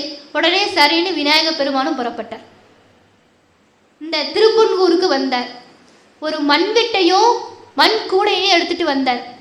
நந்தனார் முன்பாக, கூலியோ கூலி, கூலியோ கூலி, கூலியோ கூலி, கூலியோ கூலி, கூலியோ கூலி அப்படின்னு 7 ஸ்வரமாகி பாடுறார். இப்படி கூலியோ கூலின்னு கூவும் பொழுது உடனே நந்தனார் கேட்கிறார், யாரப்பா? நான் உன் ஆளப்பா வந்தேன். அப்படியா? கூலியா என்ன வேலை கொடுத்தாலும் செய்வியா? செய்வேன். என்ன செய்யணும்னு கேட்கிறார் பிள்ளையார். அவர் சொன்னார், இந்த குட்டையை குளமா வெட்டணும். உங்களுக்கு முன் அனுபவம் உண்டா? இதுல முன் அனுபவம்லாம் இருக்குதா அப்படின்னு சொல்லி கேட்கிறார். உடனே பிள்ளையார் சொன்னார், எங்க அப்பாலாம் பாண்டிய நாட்டில் வைகை கரையிலே வேலை பார்த்தவர், அவர் பையன் நானு. ஓ அப்படியா? பரம்பரையா இந்த வேலை தான் பார்த்துட்டு இருக்கீங்களா? ரொம்ப மகிழ்ச்சி. இந்த குட்டையை குளமா வெட்டணும். சரி, எவ்வளவு ஆழம், எவ்வளவு அகலம், எவ்வளவு நீளம் வெட்டணும் அப்படின்னு கேட்குறார். உடனே நந்தனார் சொன்னார், எவ்வளவு அகலமோ அவ்வளவு நீளம், அவ்வளவு ஆழம், அந்த அளவுக்கு நீங்க குட்டையை குளமா வெட்டணும். சரி, நீங்க இந்த கோயிலை சுத்தி வாருங்க, நான் அதுக்குள்ள இந்த குட்டையை குளமா வெட்டிடுறேன். சரி அப்படின்ட்டு. இங்க கூலியாக என்ன தருவீங்கன்னு கேட்கிறார். நந்தனார் சொன்னார், 5 கலம் நெல் தாரேன்னார். போதும் மிக புண்ணியம் போதும் என்ற மனம் பிள்ளையா இருக்கு. ஆனா நம்மில் பலருக்கு போதும் என்கின்ற மனமே வருவதில்லை. அவர் போதும்னார், சரின்னு வேலை பார்க்குறார். இந்த வேலை பார்க்குற பொழுது இந்த பங்களாலாம் கெட்டுற பொழுது முதலாளி கொடை பிடிச்சிட்டு நிற்பார். ஏன் அப்படின்னா அவர் நின்னா வேலை நடக்கும், அவர் நடந்தா வேலை நிற்கும். இப்போ அவர் சொல்றார் விநாயக பெருமாள், நீங்க கோயிலை சுற்றி வாருங்கள், அதற்குள்ள இந்த குட்டையை குளமா வெட்டிடுறேன். சரின்னு நந்தனார் கோயிலை சுற்றி வர்றார். அதற்கு முன்பாக ஒரு நாள் இரவுலேயே பிரம்மாண்டமான திருக்குளத்தை நந்தனாருக்காக விநாயக பெருமான் வெட்டி கொடுக்கிறார். பூத கணங்களை எல்லாம் வரவழைத்து பிரம்மாண்டமான திருக்குளம், எவ்வளவு ஆழமோ அவ்வளவு அகலம், அவ்வளவு நீளம், பிரம்மாண்டமான திருக்குளம் கெட்டி முடிச்ச நந்தனார் வர்ற பார்த்தார். அவருக்கு ரொம்ப சந்தோஷம். 5 கலம் நெல்லை தூக்கி கொடுக்கிறார். விநாயக பெருமான் வாங்கிக்கிறார். வாங்கிட்டு போய் சிவபெருமானுடைய திருவடியில கொண்டு போய் வச்சார்.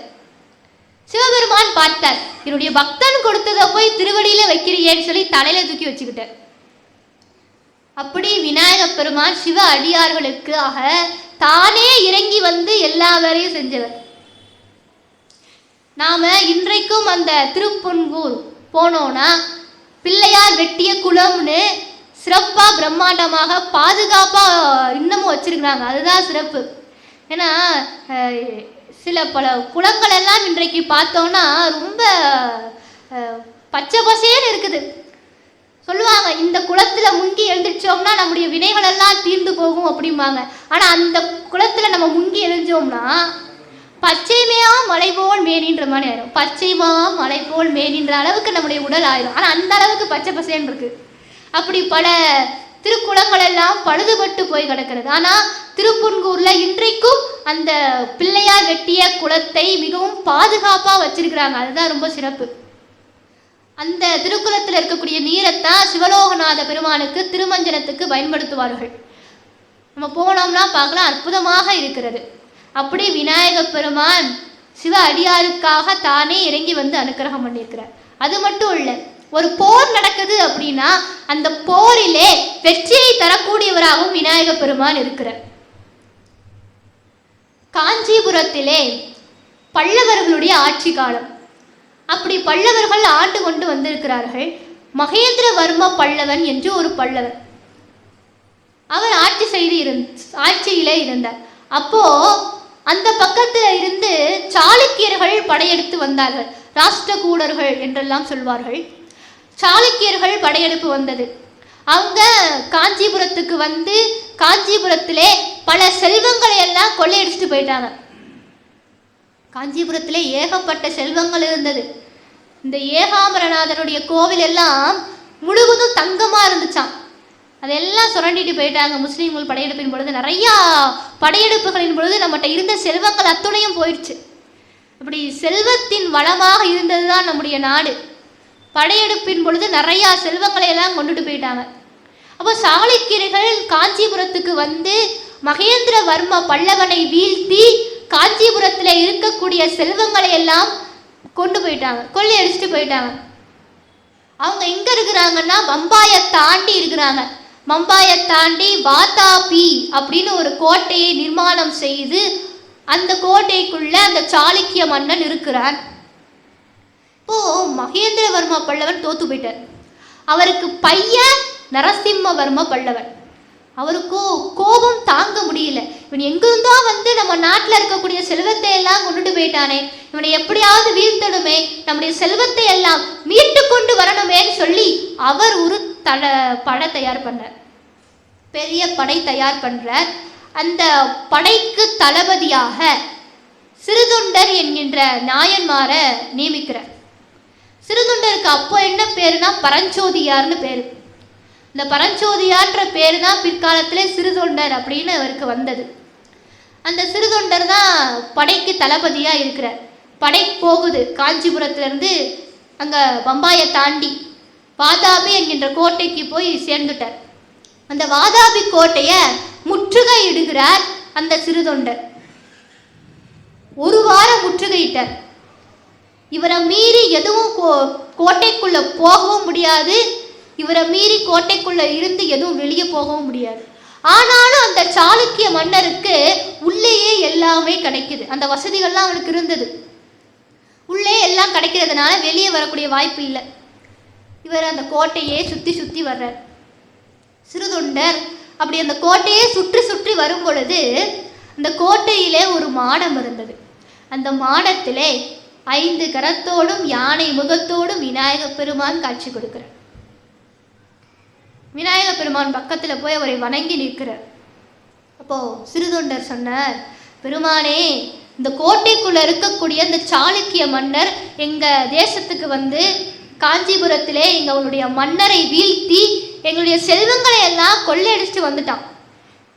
நாங்கள் இவனை வீழ்த்தி இவனை வெற்றி பெற்று இந்த செல்வத்தை எல்லாம் திருப்பி எங்கள் நாட்டுக்கு எடுத்து செல்வதற்காக தான் வந்திருக்கிறோம். இந்த போரில் எங்களுக்கு வெற்றி கிடைக்கணும். அதற்கு உன்னுடைய அனுக்கிரகம் எங்களுக்கு வேணும். நீ எனக்கு அனுக்கிரகம் பண்ணீங்கன்னா இந்த போரிலே வெற்றி பெற்றால் உங்களையும் நாங்கள் எங்கள் ஊருக்கு எடுத்துகிட்டு போகிறோம். உனக்கு எங்கள் ஊரில் நான் உனக்கு கோயில் கட்டுறேன் அப்படின்னு விநாயகர் பெருமான்கிட்ட சொல்கிறேன். இந்த போரை நான் ஜெயிச்சா உனக்கு நான் எங்கள் ஊரில் ஒரு கோயில் கட்டுறேன். இந்த போரில் எனக்கு வெற்றி கிடைக்கணும். அதுக்கு நீங்கள் தான் எனக்கு அனுக்கிரகம் பண்ணணும்னு விநாயகர் பெருமான்கிட்ட கேட்குறேன். அவர் கேட்டது மாதிரியே விநாயகர் பெருமானும் அந்த போரிலே வெற்றியை கொடுக்கிறார். விநாயகர் பெருமான்கிட்ட என்ன கேட்குறோமோ கேட்டதை கொடுப்பேன். கற்பக விருட்சம் கேட்டதை கொடுப்பேன். அந்த போரிலே ஜெயித்தார். அந்த வாதாபி கோட்டையை அழித்தார். சாளுக்கிய மன்னனை வீழ்த்தினார். எல்லா செல்வத்தையும் பல்லாக்கில் தூக்கிட்டு வர்றார். இப்போ அந்த விநாயகர் பெருமானுடைய விக்கிரகத்தையும் ஒரு பல்லாக்கில் வச்சு கொண்டுட்டு வர்றார். இப்போ காஞ்சிபுரத்தில் மன்னர்கிட்ட ஒப்படைக்கணும். மன்னர்கிட்ட வர்றார். காஞ்சிபுரத்துக்கு வந்த நரசிம்மவர்ம பல்லவன் சிம்மாசனத்தில் அமர்ந்திருக்கிறார். எல்லாம் ஒப்படைச்சார். போரில் வெற்றி. ரொம்ப சந்தோஷம் மன்னருக்கு. இப்போ மன்னர் பார்க்குறார். ரொம்ப மகிழ்ச்சி அவருக்கு. ஏன்னா அப்பா தோத்து போயிட்டார். சிறுதொண்ட நாயனார் அப்போ அவருக்கு பரஞ்சோதியார்னு பேர். இவர் ஜெயித்து கொண்டு வந்துட்டாரே, ரொம்ப மகிழ்ச்சி. அப்போது கூட இருக்கக்கூடிய காவலாளிகள்லாம் சொல்கிறாங்க, மன்னா, இந்த வெற்றி இவருக்கு கிடைச்சதற்கு காரணம் சிவபெருமானுடைய திருவருள். சிவபெருமானுடைய பக்தர் இவர். சிவபெருமானுடைய அடியார். சிவ அடியாராக இவர் இருப்பதால் தான் இந்த போரிலே நமக்கு வெற்றி கிடைச்சது. இப்படி சொன்ன உடனே சிம்மாசனத்தில் அமர்ந்திருந்த நரசிம்மவர்ம பல்லவன் இறங்கி வந்துட்டார். இறங்கி வந்து அந்த பரஞ்சோதியாருடைய திருவடியை விழுந்து வணங்குறார். அவருடைய காலில் விழுந்து வணங்குறார். அவர் சொல்றார், ஐயோ என்னை மன்னிச்சிருங்க, சிவனடியாரா நீங்க சிவனடியார்னு தெரியாம உங்களை போய் வேலை வாங்கிட்டேனே. நான் எவ்வளோ பெரிய தவறு செஞ்சுட்டேன். நான் எவ்வளோ பெரிய பாவம் பண்ணிட்டேன். ஏன்னா நம்முடைய சைவ சித்தாந்தம் சொல்கிறது, சிவ அடியார்களை நாம வேலைக்கு ஏவக்கூடாது. அவர்களுக்குத்தான் நம்ம போய் தொண்டு செய்யணுமே தவிர அவரை வேலை வாங்கக்கூடாதுன்னு சொல்லி நம்முடைய சைவ சித்தாந்தம் சொல்கிறது. இந்த மகேந்திரவர்ம பல்லவன், இந்த நரசிம்மவர்ம பல்லவன்னா ஒரு சிவனை வழிபடக்கூடிய சைவத்திலே மேலோங்கி இருக்கக்கூடியவர்கள். நம்ம சிவபெருமானுக்காக பல கோயில்களை கட்டி இருக்கிறார்கள். சிவபெருமானை வழிபடக்கூடியவர்கள். அவங்க ஒரு சிவபெருமானுடைய அடியார், இவரை வேலை வாங்கிட்டோம் அப்படின்னு தெரிஞ்ச உடனே அவருக்கு ரொம்ப வருத்தம். நீங்கள் இனிமேல் வேலைக்கு வர வேண்டாம் அப்படின்ட்டு. நீங்கள் இனிமேல் வேலைக்கு வர வேண்டாம், நீங்கள் உங்கள் ஊரில் இருந்து சிவத்தொண்டை செய்யுங்கள். உங்களுக்கு வேண்டிய நிலங்கள் தானியங்கள் எல்லாம் நான் தரேன். நீங்கள் அதை வச்சுக்கிட்டு உங்கள் ஊருக்குள்ளே இருந்து தொண்டு செய்யுங்கன்ட்டு. அப்போது அந்த சிறுதொண்டர் கேட்குறார், பெருமானே மன்னா, எனக்கு உங்கள்கிட்ட இருந்து ஒன்று வேணும் மன்னான்னு கேட்குறேன். உடனே நரசிம்மவர்ம பல்லவன் சொன்னார், இங்கே இருக்கக்கூடிய எல்லாமே உங்களுக்கு தான். என்ன வேணும் கேளுங்க, எல்லாமே உங்களுக்கு தான். எல்லாத்தையும் எடுத்துகிட்டு போங்க. ஏன் கேட்கலாம் செய்கிறீங்க? எல்லாம் உங்களுக்கு தான், எடுத்துகிட்டு போங்கன்றார். அப்போது சிறுதொண்டர் சொன்னார், மன்னா, நான் வாதாபி கோட்டையிலேருந்து கொண்டு வந்த இந்த கணபதி விக்கிரகம் எனக்கு வேணும். இந்த போரில் வெற்றி கிடைச்சதுக்கு காரணம் இவர் தான். இவர்கிட்ட நான் சொல்லியிருந்தேன், இவருக்கு நான் இந்த போரிலே நான் வெற்றி பெற்றால் இவருக்கு எங்களுடைய கோவில், உங்கள் ஊரில் கோவில் கட்டுறேன்னு நான் வேண்டியிருந்தேன். இவருடைய விக்கிரகம் எனக்கு வேணும். இந்த விக்கிரகத்தை நான் எடுத்துகிட்டு போய் எங்கள் ஊரில் செங்காட்டங்குடியிலே இவருக்கு கோவில் கட்ட போகிறேன் அப்படின்ற. இவரும் சரின்னு சொல்லி அந்த விநாயகர் பெருமானுடைய விக்கிரகத்தை கொடுத்து கோவில் கட்டுறதற்கு வேண்டிய செலவுகள் தானியங்கள் எல்லாம் செல்வங்களை எல்லாம் கொடுத்து அனுப்புகிற. இவரும் செங்காட்டங்குடியிலே கணபதீஸ்வரம் என்கின்ற திருக்கோயிலிலே இந்த கணபதிக்கு கோயில் கட்டுறார். அங்கே இருக்கக்கூடிய கோவிலுக்கு ஏன் கணபதீஸ்வரம்னு பேரா? சிவபெருமான், அந்த சிவபெருமானை கணபதி வழிபட்டாராம். கணபதி வழிபட்டமையினாலே அந்த சிவபெருமானுக்கு கணபதீஸ்வரர் என்று பேர். அப்படி கணபதி வழிபட்ட அந்த இடத்திலேயே வாதாபியிலிருந்து கொண்டு வந்து அந்த கணபதியை இவர் கோவில் கட்டுறார். அந்த கணபதிக்கு வாதாபி கணபதினு பேர் வச்சார். ஏன்னா வாதாபியிலேருந்து கொண்டு வந்தனால வாதாபி கணபதினு பேர் வச்சார். அப்படி அந்த கணபதி போரிலே வெற்றி தரக்கூடியவராகவும் அவர் வந்திருக்கிறார். சிவ அடியார்களுக்காக இறங்கி வந்து எல்லா நலன்களையும் எல்லா வரங்களையும் கொடுக்கக்கூடியவராக விநாயக பெருமான் இருக்கிறார்.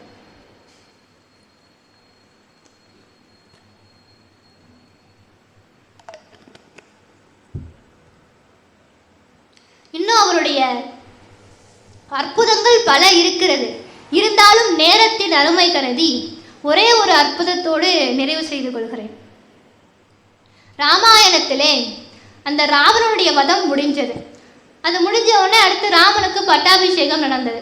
ராமபிரானுக்கு பட்டாபிஷேகம் முடிஞ்ச உடனே ராமபிரான் தனக்கு உதவி செய்த அத்துணை பேருக்கும் அவங்க கேட்டதையெல்லாம் கொடுத்தார். சுக்ரீவனை கூப்பிட்டார். சுக்ரீவா, இந்தா முத்து மாலையை வச்சுக்கோ. அங்கதனை கூப்பிட்டார். வாலியினுடைய மகன் அங்கதன் கூப்பிட்டார். இந்தா உடைவாளை வச்சுக்கோ. இப்படின்னு அவங்க என்னென்ன கேட்குறாங்களோ கேட்டதையெல்லாம் அந்த ராமபிரான் வள்ளல் அவர் கொடுக்குறார். அப்படி ஒவ்வொருத்தருக்கும் கொடுத்துட்டே வந்தாரா. விபீஷ்ணர் இருந்தார் அந்த இடத்துல. ராவணனுடைய தம்பி விபீஷ்ணர். இந்த போரில் வெற்றிக்கு முக்கிய காரணமாக இருந்தவர் விபீஷ்ணன் தான். அவர் தான் நிறைய உதவிகள் பண்ணியிருக்கிறார். விபீஷணரை கூப்பிட்டார். விபீஷணா, உனக்கு என்ன வேணுமோ கேளு, நான் தரேன்னு சொல்கிறார். இப்போ விபீஷணன் ராமபிரான்ட்டே கேட்குறார். ராமா, உங்களுடைய இச்சுவாகு வம்சத்தில், உங்களுடைய ரகு வம்சத்தில் உங்கள் அப்பாவுக்கு அப்பா தாத்தாக்கு தாத்தானா வச்சு வழிபாடு பண்ணக்கூடிய பள்ளி கொண்ட பெருமான் அவரை கொடுங்க அப்படின்னு கேட்குறார். யாருமே அவங்க பரம்பரையாக வச்சு வழிபாடு பண்ணக்கூடிய விக்கிரகத்தை கொடுக்க மாட்டாங்க. ஆனால் ராமபிரான் வள்ளல் கேட்டதை கொடுப்பார். என்ன கேட்குறாங்களோ கேட்டதை கொடுப்பார். இல்லைன்னு சொல்லி ராமபிரானுக்கு பழக்கமே கிடையாது.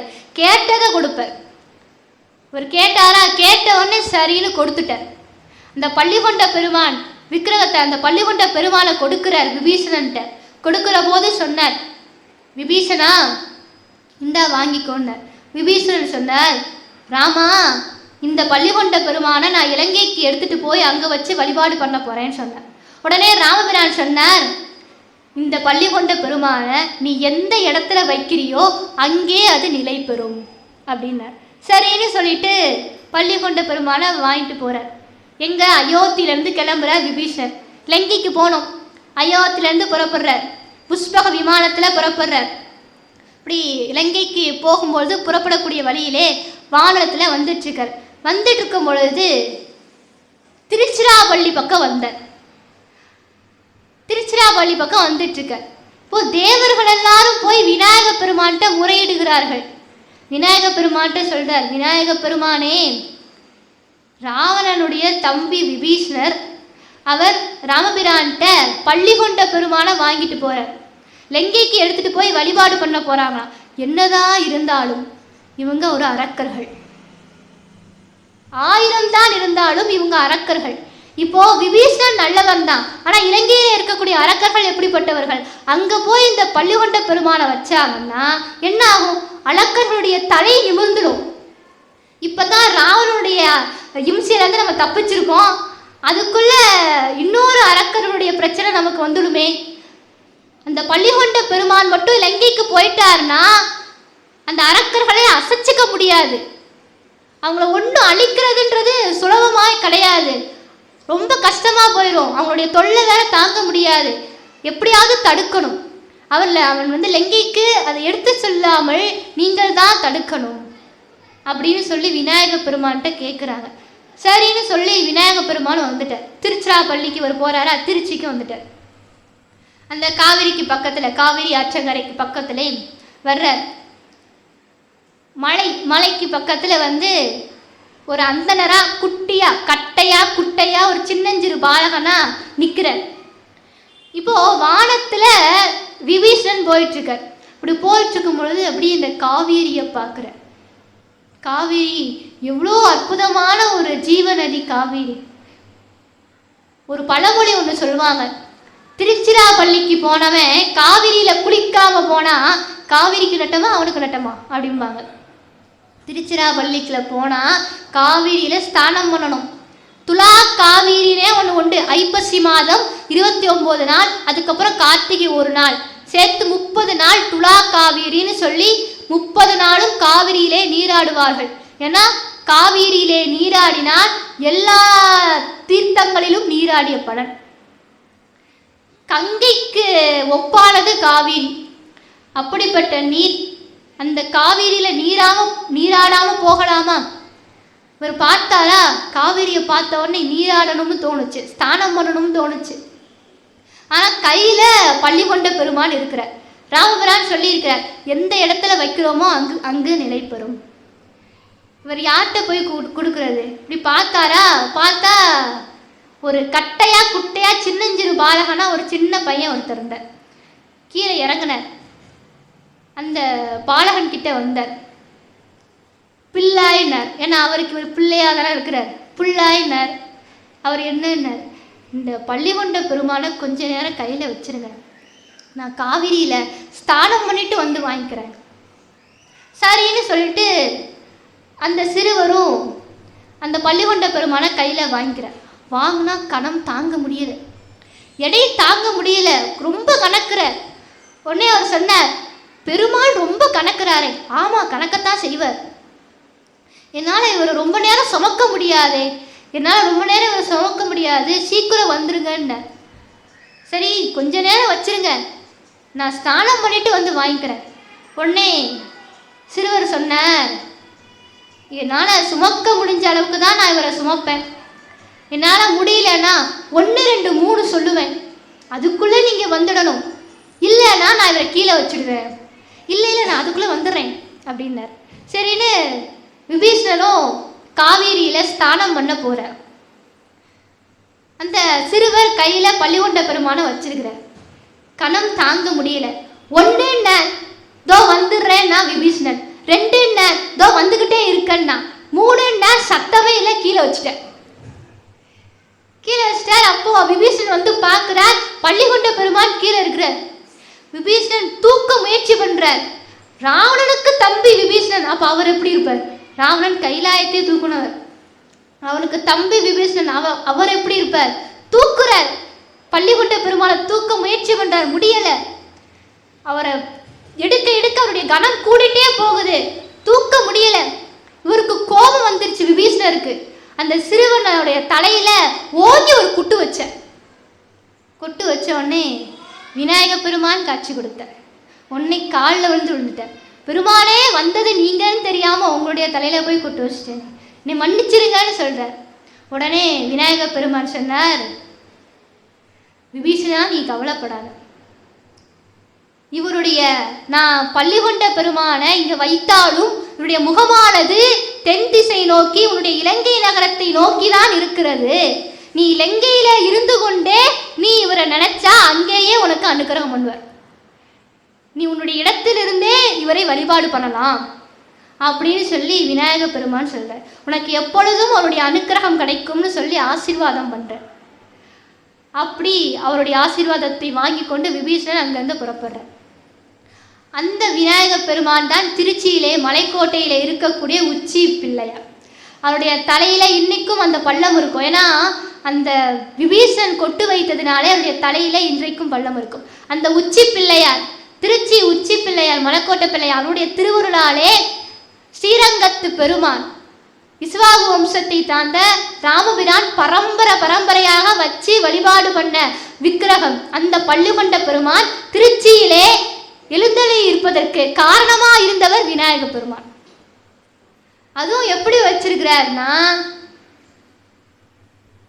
அவருடைய முகமானது தெற்கு நோக்கி வச்சிருக்கிறார். வடக்கு பக்கம் அவருடைய முதுகு இருக்கும். வடக்கு பக்கம் அவருடைய முதுகு இருக்கும், தெற்கு பக்கம் அவருடைய முகம் இருக்கும். அப்படி வச்சிருக்கிறார்.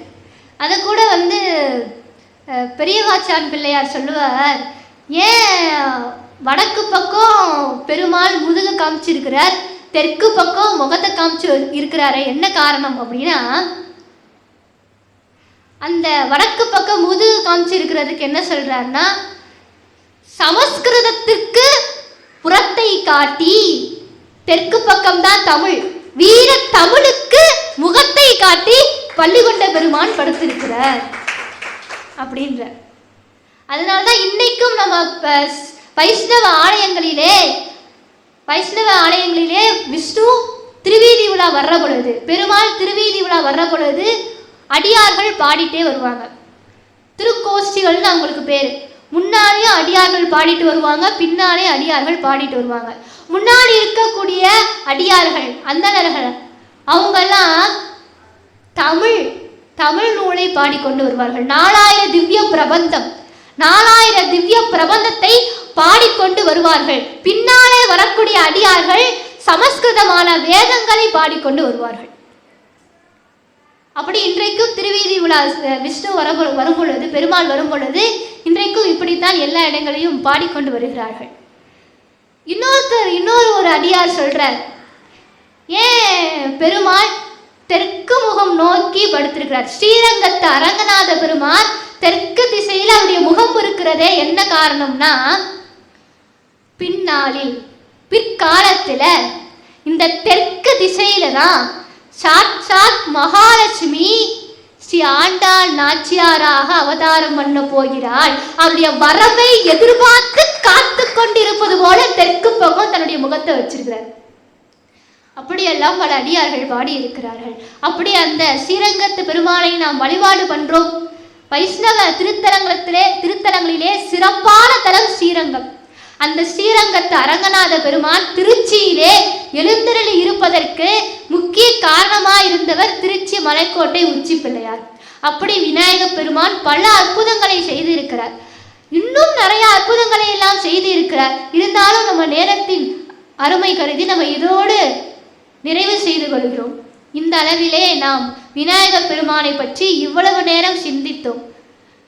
அப்படி அந்த விநாயக பெருமானுடைய அனுக்கிரகம் கற்பக விருட்சம் மாதிரி வரங்களை வாரி வாரி வழங்கக்கூடிய விநாயக பெருமானுடைய அனுக்கிரகம் எல்லோருக்கும், இங்கு வருகை தந்திருந்த அத்துணை பேருக்கும், இந்த யூடியூப் சேனல் வழியாக பார்க்கக்கூடிய அத்துணை பேருக்குமே அந்த விநாயக பெருமானுடைய திருவருள் கிடைத்து இக சுகமும் பரசுகமும் அவர்கள் பெற வேண்டும், கண்டிப்பாக நிச்சயமாக பெறுவார்கள் என்று சொல்லி இந்த அளவிலே நிறைவு செய்து கொள்கிறேன்.